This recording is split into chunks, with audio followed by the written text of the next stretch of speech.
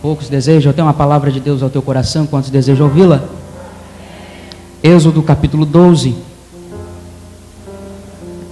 versículo 8.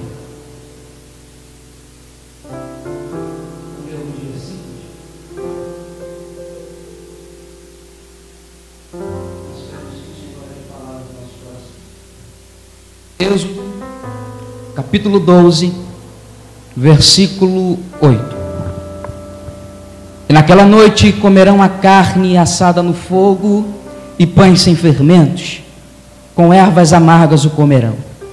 Não comerão dele cru, nem cozido em água, senão assado no fogo, sua cabeça, seus pés e suas entranhas. Nada deixarei deles até pela manhã, e o que dele restar pela manhã, queimareis no fogo. Assim o comerei. Os vossos lombos cingidos, vosso calçado em vossos pés e o vosso cajado nas mãos, e o comereis às pressas. É a Páscoa do Senhor. Pois eu passarei naquela noite pela terra do Egito, e ferirei todo o primogênito na terra do Egito, tanto dos homens como dos animais, e executarei meu juízo sobre todos os deuses do Egito. Eu sou o Senhor. O sangue será por sinal na casa onde vos estiveres. E quando eu vir o sangue, passarei longe de vós, e não haverá entre vós praga de morte, quando eu ferir a terra do Egito. Você se assenta da glória. Glória a Jesus. Estamos diante de um texto bem conhecido, o texto no qual vai revelar a saída do povo do Egito. Esse vai se lembrar de que Deus chama Moisés, e chamando Moisés, Deus o comissiona a uma grande responsabilidade de tirar o povo da escravidão. Você conhece bem Moisés? Moisés nasce num cenário meio conturbado. Por quê? Porque o momento que Moisés nasce não era propício para se nascer, pois em toda a terra do Egito havia saído um edito. E esse edito não só autorizava, como ordenava que todas as crianças do sexo masculino viessem ser mortas.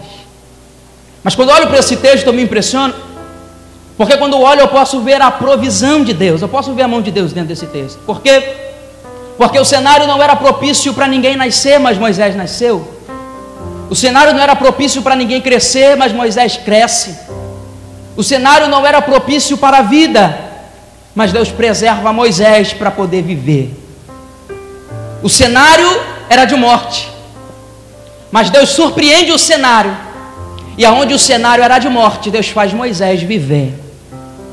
Aonde o cenário não era de vida, Deus preserva Moisés, só para poder mostrar que ele não depende do cenário para poder fazer com que alguém venha a crescer. E se você me permite, eu já começo a liberar a palavra de Deus aqui para a tua vida. Talvez o cenário possa ser ao contrário, possa ser desfavorável para o crescimento, mas a palavra de Deus que eu venho liberar para a vida de alguém aqui nessa noite é que Deus não precisa que o cenário seja favorável ao crescimento para poder te fazer crescer. Deus não precisa que o cenário ajude para poder te fazer prosperar. Deus não precisa que o cenário seja favorável para te fazer frutificar. Quando Ele quer fazer alguém crescer, Ele opera e não há quem possa impedir. Quando Ele quer trabalhar na vida de alguém, Ele faz e não há quem possa atrapalhar. Isaías já vai dizer, e ele vai ser bem enfático na sua mensagem, porque quando Deus opera, ninguém pode impedir. Então, se Deus preparou para te fazer crescer nessa situação, querido, não tenha medo, Ele vai te fazer crescer. O problema é que nós olhamos para a situação e queremos questionar Deus. Senhor, a situação não é para crescimento. Senhor, eu não estou crescendo. Às vezes nos colocamos como Asaf. Olhamos a prosperidade do ímpio e não vemos na nossa vida acontecer. Mas eu vejo aqui algo muito forte de Deus. Deus fala comigo. Deus falou comigo dentro do meu quarto. O crescimento, quem dá Ele é Deus. E às vezes nós paramos para poder olhar o crescimento de outros e queremos invejar o crescimento de outros. Mas nós não entendemos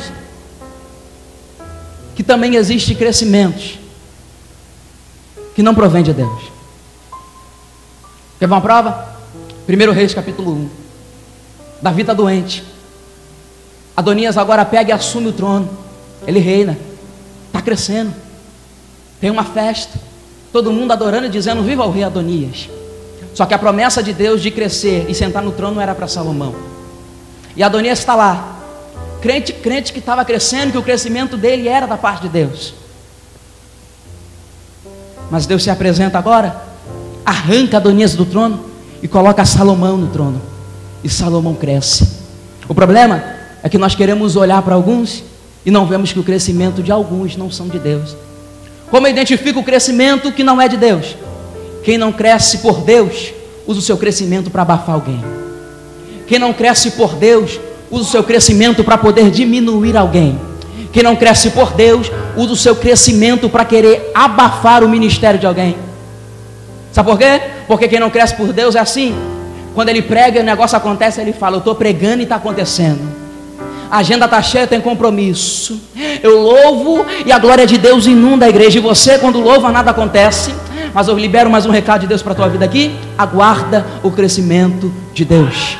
Pode parecer que está demorando, mas é melhor demorar e esperar o crescimento de Deus do que crescer pela terra. Te dou um recado aqui: aquilo que cresce da terra, a terra leva, mas aquilo que cresce do céu, ninguém pode parar o crescimento. Não, você não entendeu? Aquele crescimento que vem do céu, a terra não pode impedir. É por isso que eu prefiro, pode falar que está demorando, pode falar que está passando muitos anos, eu prefiro esperar para poder crescer no tempo certo, na hora certa, da maneira certa e aonde Deus me colocar. É esse o cenário que Moisés cresce, cenário de morte. E eu vejo aqui situações bem atuais, porque quando Moisés está começando a crescer, a ordem é: mata o menino. Mas Deus tem misericórdia, e Deus usa ali as parteiras das hebreias para que pudesse preservá-lo em vida. Eu olho para esse texto e eu vejo uma profecia muito grande, porque Poá e Sifrá são agentes da redenção de Cristo na cruz. Quando a gente vai olhar o nome dessas mulheres, a gente vai ver que na etimologia o nome Poá significa grito e o nome Sifrá significa graça. Então, quando Moisés estava à beira da morte, o grito e a graça o livrou. Ou melhor, para você entender, enquanto Moisés estava à beira da morte, o grito da graça os livrou. Vou atualizar para você dar um glória com vontade. Estávamos à beira da morte, mas Jesus na cruz liberou o grito da graça para dizer: está consumado, o preço já foi.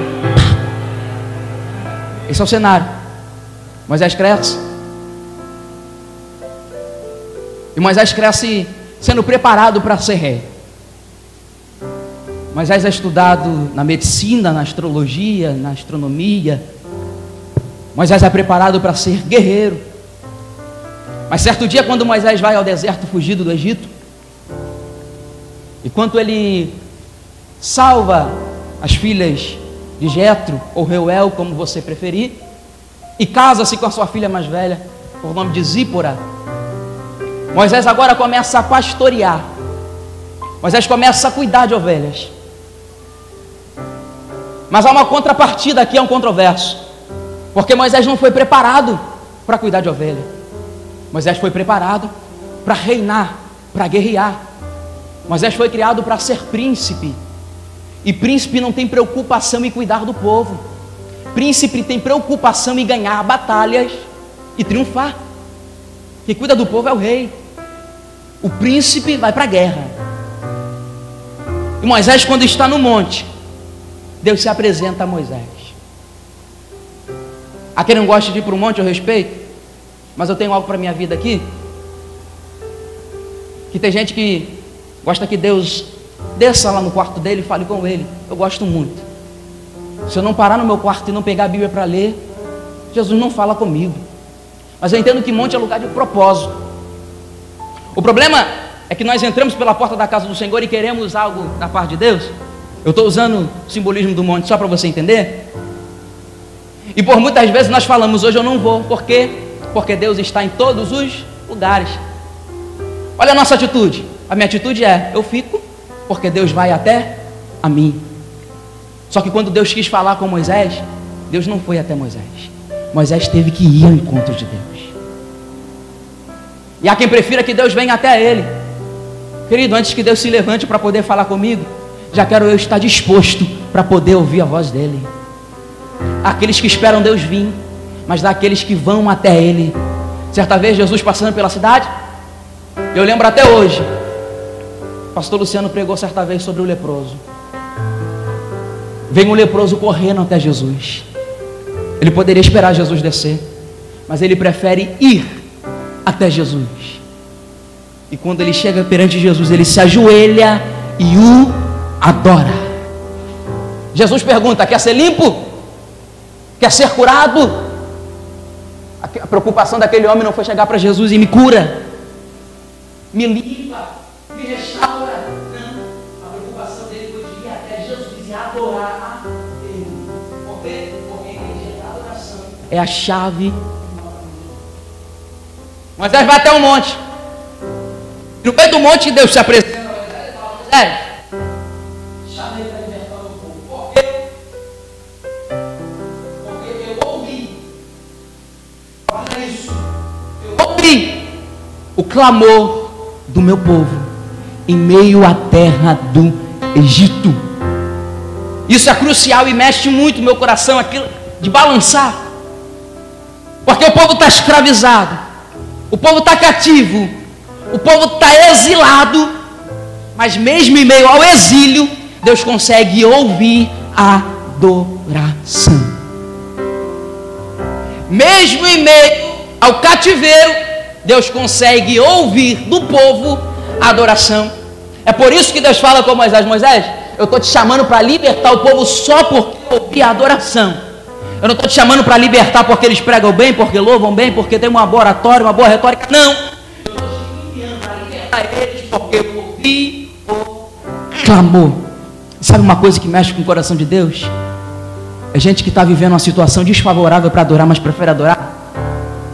É gente que está vivendo uma situação que está levando ele a desistir, mas prefere adorar. Está vivendo a situação que a situação impulsiona ele a blasfemar contra Deus, a amaldiçoar esse Deus para poder morrer, mas meio que vê essa situação, essa pessoa se põe ao chão, rasga suas vestes e diz, bendito seja o nome do Senhor. Isso mexe com o coração de Deus. Gente, que o cenário é para poder desistir, o cenário é para poder largar tudo e deixar de mão, mas ele prefere entrar pelas portas da casa do Senhor numa noite de quarta-feira, uma noite fria, uma noite chuvosa, para poder declarar e dizer que bendito é o Senhor. Isso mexe com o coração de Deus. Gente que prefere largar o choro para poder adorar. Lembra Davi? Enquanto seu filho com Betseba estava doente, Davi jejuava. Quando ainda tinha esperança dele ser curado, Davi jejuava. Mas quando o menino morre, Davi entra no templo, rasga suas vestes, se ajoelha e adora. A situação não era favorável para adorar, mas Davi entendia que a adoração ela é a maior das armas na vida dele. Estou te enviando para libertar meu povo só porque eu vi clamor. Estou te enviando para libertar meu povo só porque eu vi adoração. Estou te enviando para libertar meu povo só porque eu vi da boca deles que eu sou Deus sobre eles. Antes que havia se passado anos, Deus só começa a se manifestar para libertar o povo quando o povo clama. Eu vim trazer um recado de Deus para alguém aqui. Pelo menos uma pessoa precisa ouvir isso. Não reclame essa luta não, adora. Eu sei que talvez entrou alguém aqui com o coração contrito, um coração querendo chorar, porque já não aguenta mais a situação que tem vivido. Mas eu tenho um recado de Deus para você. Aguenta só mais um pouquinho, mas aguenta adorando, porque aquilo que há de vir sobre a tua vida virá e não tarda. mas aguarda adorando e exaltando a Ele. Não adianta questionar. A melhor alternativa é adorar. Moisés, vai libertar o meu povo. Eu vou ouvir a adoração. Isso mexeu comigo. Deus se apresenta com Moisés, a Moisés. E eu creio que você vai se identificar com isso aqui. Porque quando Deus se apresenta para Moisés, eu disse que Moisés subiu ao monte quando ele estava cuidando das ovelhas. Deus fala: Moisés, larga as ovelhas e vai cuidar do meu povo. A rotina de Moisés qual era, Samuel? Acordar bem cedo, levar as ovelhas, cuidar das ovelhas, alimentar as ovelhas e voltar tarde para sua casa. Deus se apresenta a Moisés, fala: Moisés, larga as ovelhas e vamos, porque agora eu quero que você cuide do meu povo. Olha a mudança na rotina de Moisés. Moisés, que agora cuidava de ovelhas, passa a ser um legislador. Você pode pensar e parar comigo aqui, que antes de Deus se apresentar para Moisés, a rotina de Moisés era uma, mas quando Deus se apresenta para Moisés, a rotina dele se torna outra. Porque assim, o chamado de Deus, quando chega na nossa vida, ele vem para mudar a rotina. E essa é uma grande verdade. O chamado de Deus, quando chega na vida de alguém, ele chega para poder mudar a sua rotina. É por isso que você hoje está pensando e olhando para a sua vida, alguns anos atrás, e você olha lugares que você frequentava e hoje já não tem mais coragem de frequentar. É porque o chamado de Deus te pegou para poder mudar a tua rotina. Coisas que você falava e hoje já não fala mais, é porque o chamado de Deus te pegou para poder mudar a tua rotina. O chamado de Deus, quando chega na vida de alguém, ele chega para mudar. Imagina Noé. O chamado de Deus chega para Noé e fala: Noé, constrói uma arca. A rotina de Noé muda. Noé era até chamado de louco por causa da rotina, mas Deus honrou ele por atender o chamado. O chamado de Deus vai mudar a rotina de muita gente aqui, querido. Se o chamado de Deus ainda não te pegou para mudar a tua rotina, eu profetizo que é hoje, que Ele vai até você para poder mudar a tua rotina. E eu libero isso aqui. Eu libero como voz, boca profética para a tua vida hoje, que o chamado de Deus vai te encontrar e vai te proibir de chegar a alguns lugares, de pôr o pé em alguns lugares, porque são lugares que não te levam e não te edificam, são lugares que quando você chega ruim, sai pior ainda.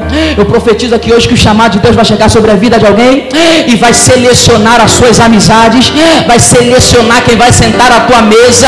Eu profetizo hoje que o chamado de Deus vai chegar sobre a vida de alguém para poder mudar a rotina, e aquilo que você fazia, aquilo que você falava, não será mais da mesma forma. O chamado de Deus se apresenta na vida de Moisés. Em meio da sarça, Deus se apresenta: Moisés, vai libertar o meu povo. Moisés desce ao Egito. E uma verdade aqui, que Moisés não sabia como executar tal função. Mas Deus instruiu Moisés.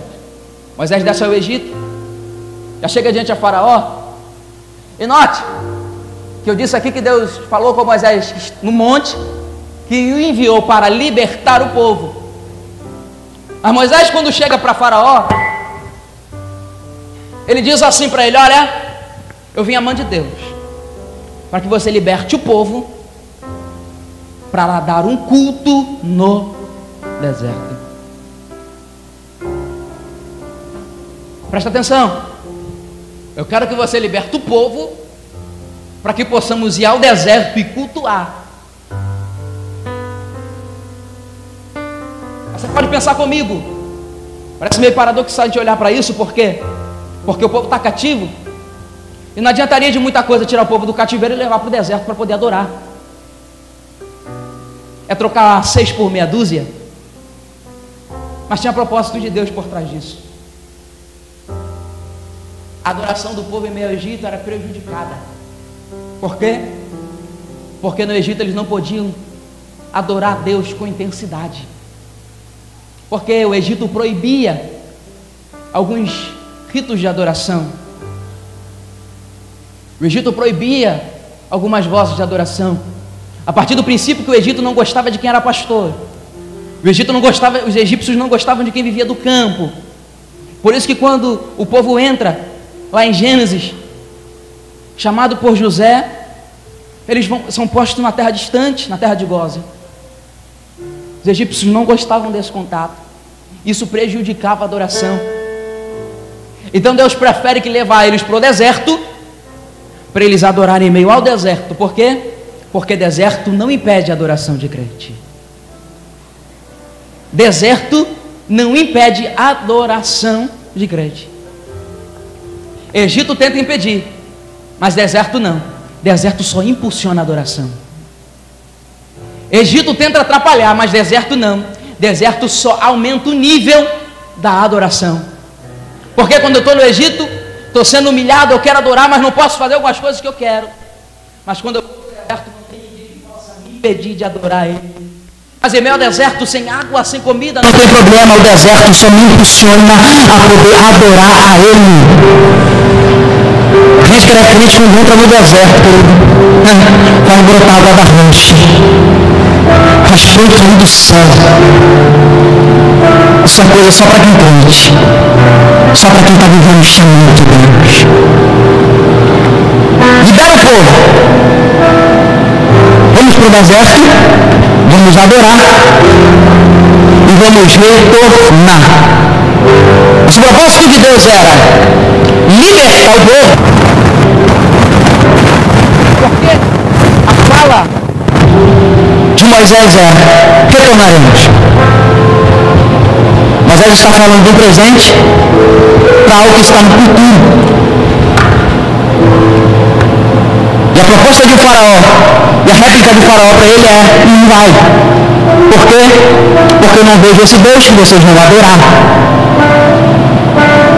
Eu não consigo enxergar esse Deus. Não tem estátua, não tem escultura, não tem rito, não tem nada que possa fazer com que eu veja esse Deus. Ele é o chamado Deus invisível. Não libera o povo. Só que Faraó não sabia de uma coisa: que o povo, quando começa a clamar, até a mão daquele que está clamando a bênção tem que se abrir. Vou melhorar aqui para você entender. Quando o povo começa a exaltar, até as portas que estão fechadas se abrem. Quando o povo começa a clamar, até barreiras que estão na sua frente caem. Quando o povo começa a clamar, não há gigante que possa impedir o clamor de um povo que clama e adora a Deus. Libera o povo. Aí você conhece a história, eu corro aqui? 10 pragas. Eu quero falar da última, que é a morte dos primogênitos. Dobra a sua atenção. A ordem que Deus dá para eles é assim: pegue o cordeiro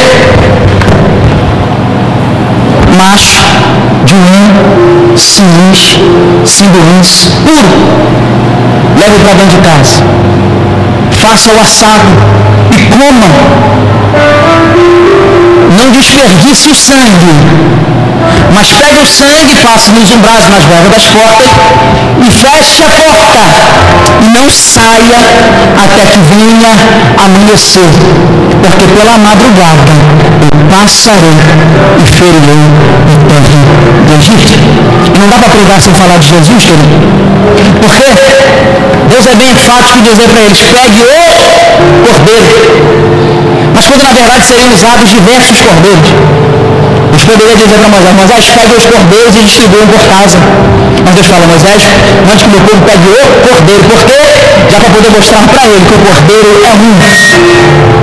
Aquilo que João vai dizer no capítulo 1, versículo 29 do Evangelho, João Batista vai dizer no Evangelho de João: eis aí o cordeiro.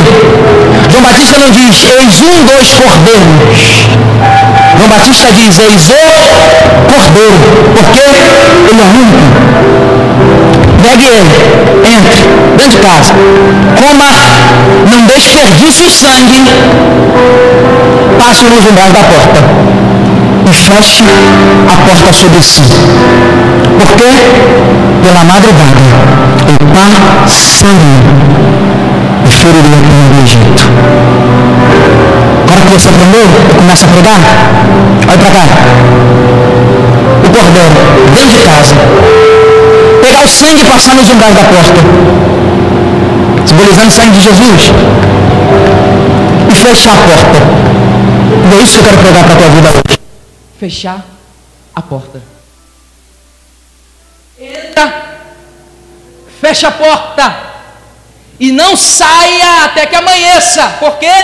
Pela madrugada passarei e ferirei a terra do Egito. Deus é enfático em dizer que só vai sobreviver e permanecer dentro da casa, porque quem saísse ia morrer. Só há proteção para quem tem sangue na porta e fecha.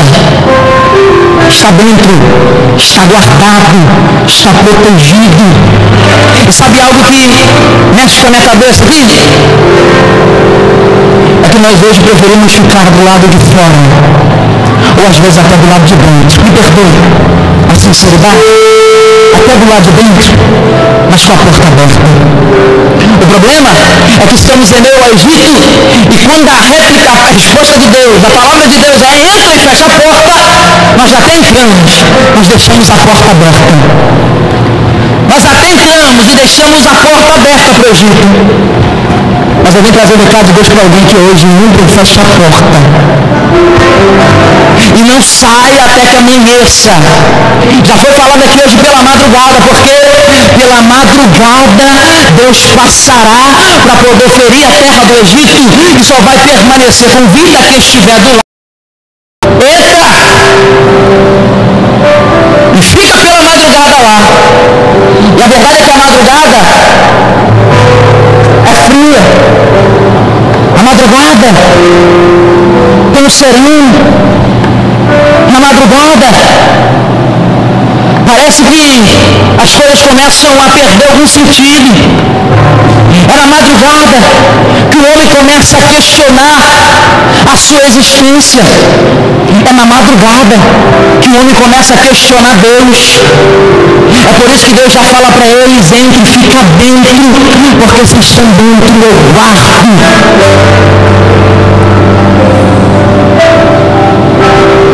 Fique dentro. Na verdade é que quem está fora, imagina a cena. Quem estava fora da casa durante aquela madrugada passaria pelo relento. Quem estava fora sofreria a morte. Quem estava fora seria tocado por Deus, ferido. Mas quem estivesse dentro estava guardado. Quem estivesse dentro estava protegido. Entenda isso. As coisas vão acontecer quando estivermos dentro. É dentro de querer a vontade de Deus. Aí as coisas começam a fluir.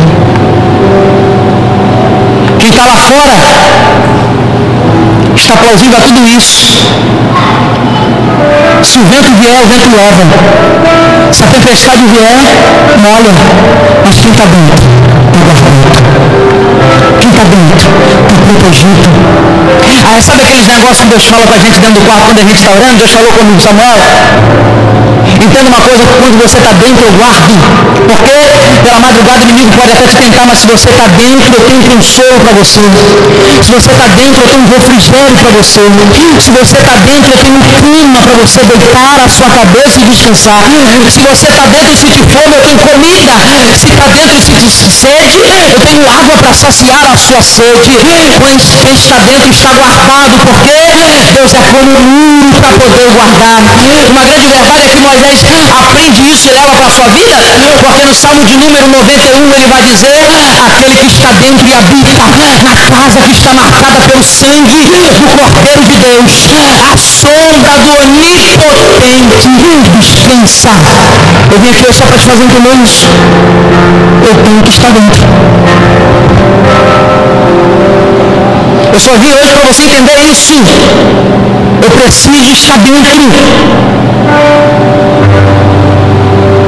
Às vezes as coisas começam a desandar aqui, desandar ali. Pense, eu preciso entrar. Essa tempestade que teve na última quarta-feira, quando começou, eu estava na igreja orando. Imagina alguém para ter medo como eu. Então, quando a chuva começou, comecei a ouvir o relâmpago, comecei a ouvir o trovão, comecei a ouvir o barulho da chuva, comecei a ver o céu ficando claro, comecei a tremer. Estava na igreja. O meu primeiro pensamento eu preciso ir embora e entrar em casa. Eu não sei você, o único lugar que eu me sinto seguro é quando eu estou dentro de casa.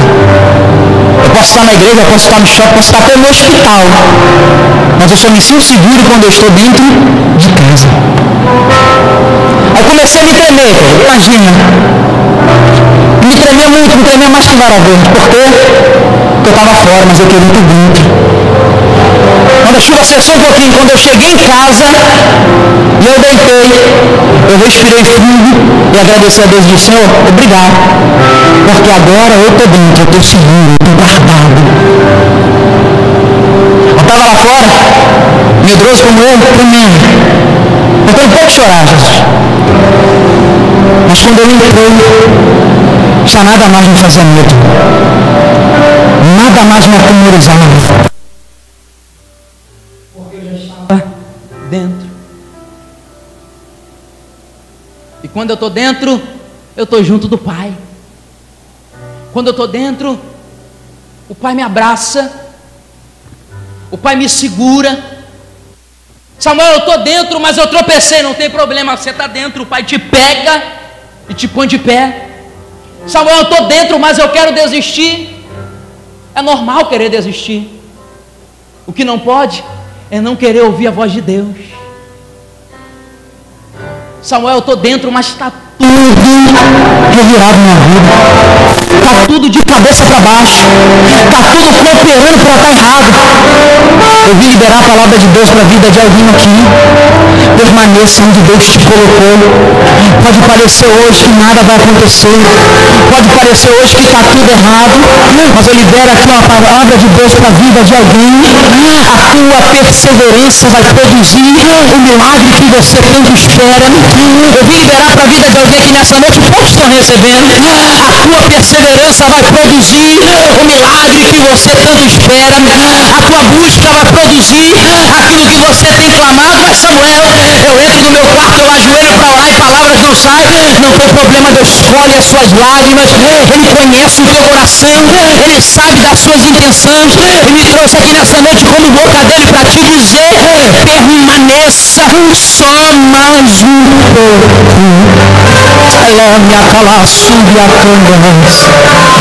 Eu já sinto a graça de Deus liberada aqui para poder dizer ao coração de alguém que estava pensando em parar e pensando em desistir, mas o recado de Deus para alguém que nessa noite é: permaneça, não saia do centro do querer a vontade de Deus, porque aquilo que parece impossível vai acontecer.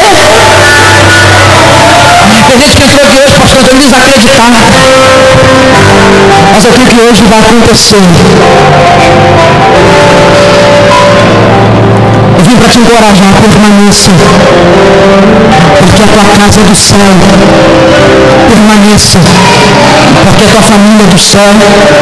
Permaneça, porque o teu ministério vem do céu. Permaneça, porque a chamada que está sobre a tua vida é do céu. Permaneça, porque aquilo que foi posto sobre a tua vida não é da terra. Aquilo que é da terra, a terra traz e a terra leva. Mas aquilo que é do céu permanece. Eu profetizo hoje que a tua família não vai cair, os teus negócios não vão cair, a tua casa vai permanecer de pé, o teu ministério vai crescer, vai crescer. Permaneça. Eles estão aqui. Eu vi hoje com o propósito que você entendesse isso. Eu preciso aguentar mais um pouquinho. Mas eu preciso permanecer. Só mais um pouco. porque a mão de Deus está para poder liberar o milagre. E Samuel, o que acontece quando eu estou dentro? Quando eu estou dentro, eu tenho contato com Deus, como de um pai para um filho. E o pai chega para o filho e pergunta: filho, o que queres que eu te faça? O que você precisa? É um pergunta de Deus hoje para você. Permaneça. Enquanto você permanecer, eu estou ouvindo a sua voz. Eu estou ouvindo a sua oração. Eu estou ouvindo o seu clamor. Pense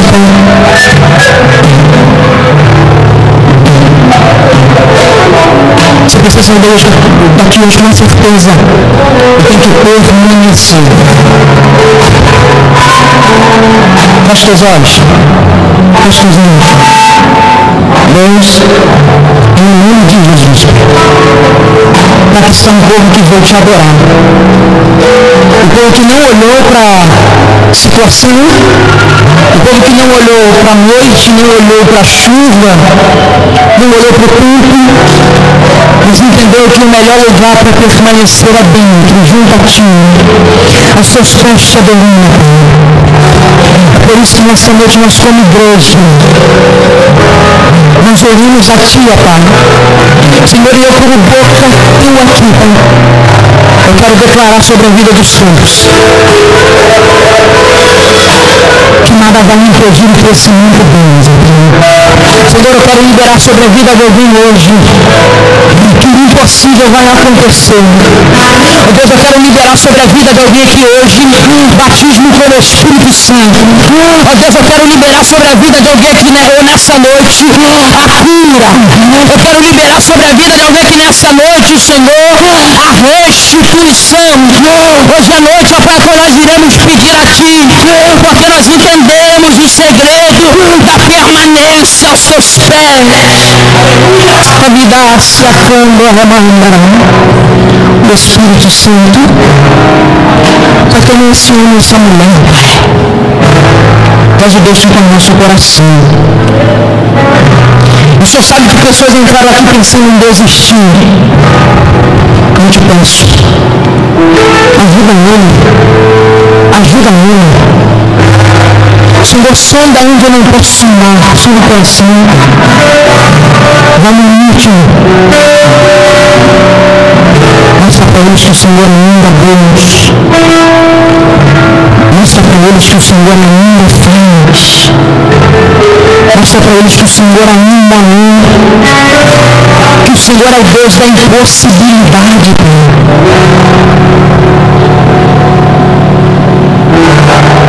Queremos permanecer aos teus pés. Deus, toma esta igreja em tuas mãos. Senhor, eu profetizo que nesta noite, ó Pai, cabeças são quebradas.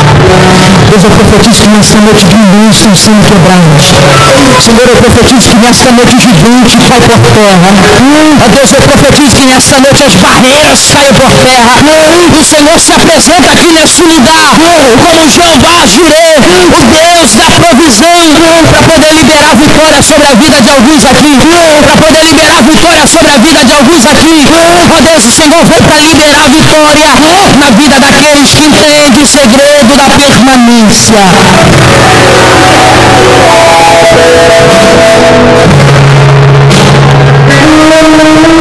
Deus, ajuda esse homem, essa mulher a permanecer em ti. Que teu nome possa ser glorificado.